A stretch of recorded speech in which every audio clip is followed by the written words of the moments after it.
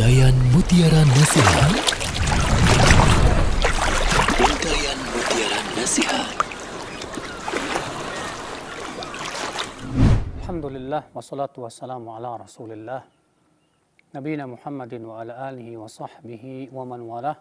Asyhadu an la ilaha illallah wahdahu la syarikalah wa asyhadu anna Muhammadan abduhu wa rasuluh, amma ba'd. Saudaraku seiman, masih kita berbicara tentang seputar fikih Ramadan. Di antara nikmat yang Allah berikan kepada kita bagi orang yang berpuasa adalah yaitu berbuka puasa.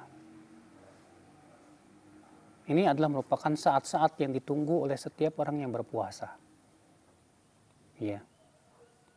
Sampai-sampai ada yang berkata, ya kalau boleh untuk ada permintaan ke radio katanya adzan maghrib. Saudaraku seiman, berbuka puasa adalah perkara yang disyariatkan oleh Islam, oleh Allah Azza wa Jalla sebagai taisiran wa rahmatan li ibadih, kemudahan untuk hamba-hambanya dan rahmat dari Allah Subhanahu wa taala untuk mereka. Seorang mukmin saat berbuka puasa dia bergembira bukan hanya karena bisa makan, akan tetapi gembiranya adalah karena ia bisa menaati Allah Subhanahu wa taala. Itu yang terbesar bagi dia. Rasulullah SAW bersabda, "Man sarrathu hasanatuhu wa asa'athu sayyi'atuhu fahuwa mu'min." Siapa yang merasa gembira dengan amal solehnya dan merasa susah dengan amal keburukannya, maka ia seorang mukmin, kata Rasulullah SAW. Jadi kegembiraan seorang mukmin saat berbuka puasa bukan sebatas dia karena syahwat makan, tidak. Tapi kegembiraan yang hakiki adalah karena ia di hari itu diberikan oleh Allah kekuatan untuk berpuasa, untuk menaati Allah Azza wa Jalla.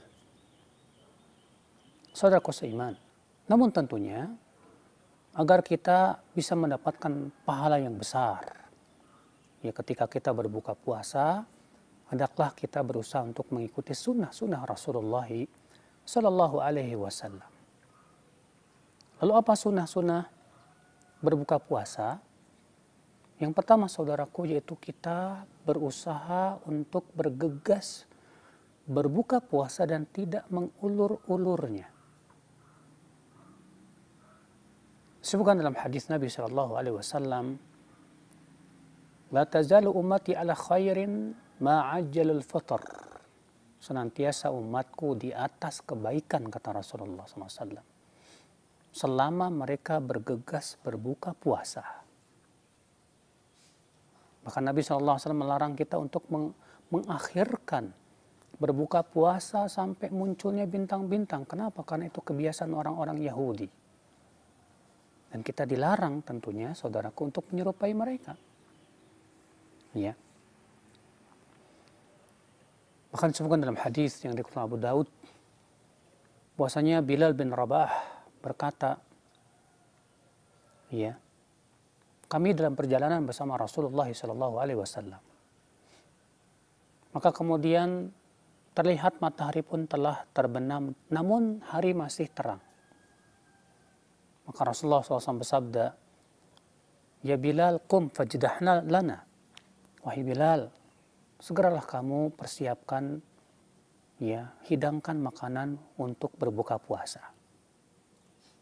Kata Bilal, tapi ya Rasulullah, ini masih terang, walaupun matahari telah terbenam. Kata Rasulullah, qum fajdah lana, sediakanlah. Maka kemudian kami pun menyediakan dan Rasulullah pun berbuka puasa.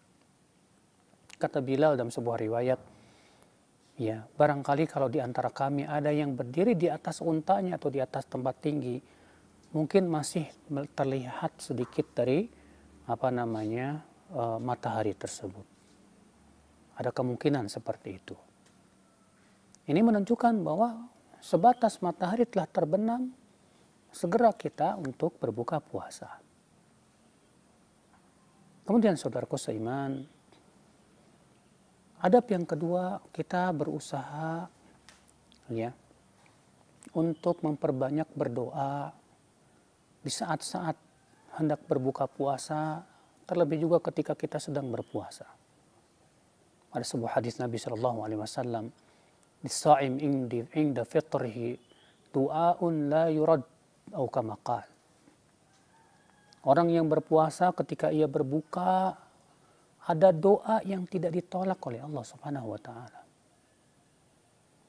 Ya. Saat kita berpuasa dan juga ketika kita sampai kita berbuka puasa, yang menjelang berbuka puasa itu saat-saat yang mustajab.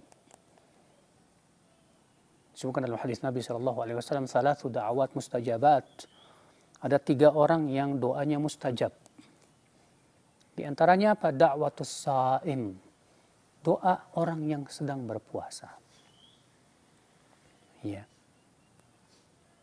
Dalam satu riwayat, ya inda fitri, ketika berbuka puasa. Dalam satu riwayat yang lain, sampai ia berbuka puasa. Saudaraku seiman. Kemudian saudaraku, adab selanjutnya, kita mulai berbuka dengan memakan rutop. Apa itu? Kurma basah. Ya, rutop itu kurma basah. Kalau tamar itu kurma yang telah kering. Kenapa? Karena disebutkan dalam riwayat Abu Daud demikian. Wa Nabi Shallallahu Alaihi Wasallam dia berbuka ala rotobat. Dia berbuka dengan memakan beberapa rutop. Adapun hadis yang menyebutkan bahwa Rasulullah SAW memakannya dengan jumlah ganjil, ini hadis yang dhaif. Ya. Akan tetapi kita disyariatkan untuk makan rutop tanpa harus menyebutkan bilangannya berapa. Apakah ganjil atau genap, silahkan saja. Dan ini hikmahnya Masya Allah. Sebagian ahli kesehatan mengatakan itu bagus sekali. Sebab ketika seseorang berpuasa seharian penuh, ya, ketika kita langsung makan berat, lambung kita mungkin akan error, terkejut dia. Maka ketika kita makan dulu yang rutop, maka itu akan memperbagus pencernaan kita, ya, supaya lebih siap lagi untuk diisi dengan yang lebih berat. Dan dalam sebuah riwayat yang diriwayatkan Abu Daud dari hadis Aisyah bahwa Rasulullah SAW biasanya beliau itu ya berbuka dengan rutop, lalu beliau pergi sholat maghrib. Ya. Nah, kita coba seperti itu. Usahakan ya, kita makan rutop aja dulu, baru kemudian kita pergi sholat maghrib. Setelah sholat maghrib kita pulang baru makan besar. Ya. Adapun kemudian kita berbuka puasa langsung makan besar, akhirnya kita terluput dari sholat maghrib. Itu tentunya ya akhi, kita terluput dari kebaikan yang besar juga.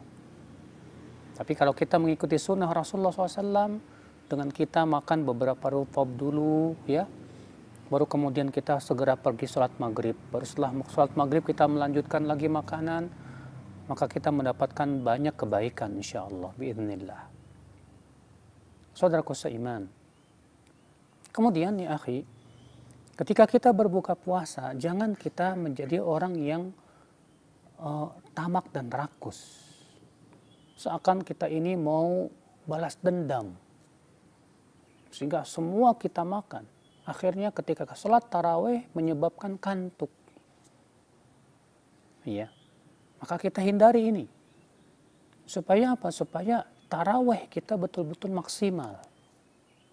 Tidak mengantuk saat kita tarawih. Karena banyak orang yang ketika berbuka puasanya itu banyak, dia makan banyak.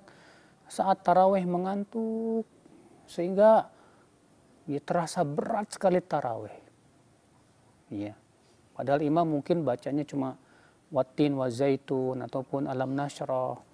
Tapi karena mengantuknya yang berat itu yang menyebabkan akhirnya dia terasa ya berat untuk mengikuti sholat tarawih berjamaah. Apalagi sholat tarawih berjamaah pahalanya besar di sisi Allah Subhanahu wa taala ya akhi.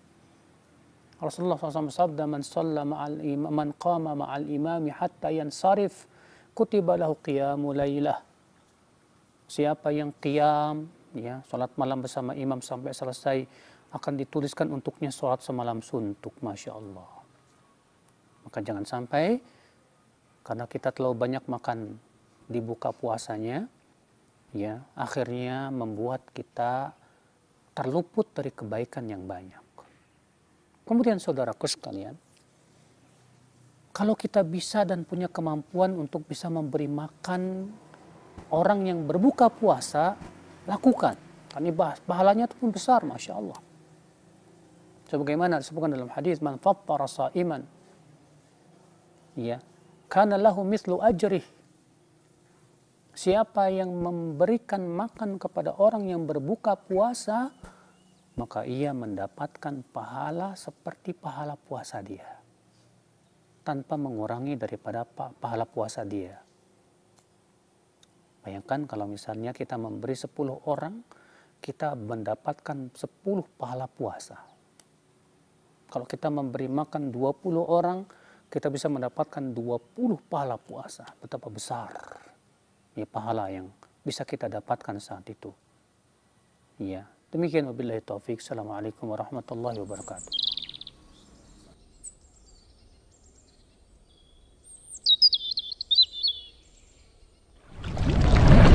Untayan Mutiara Nasihat.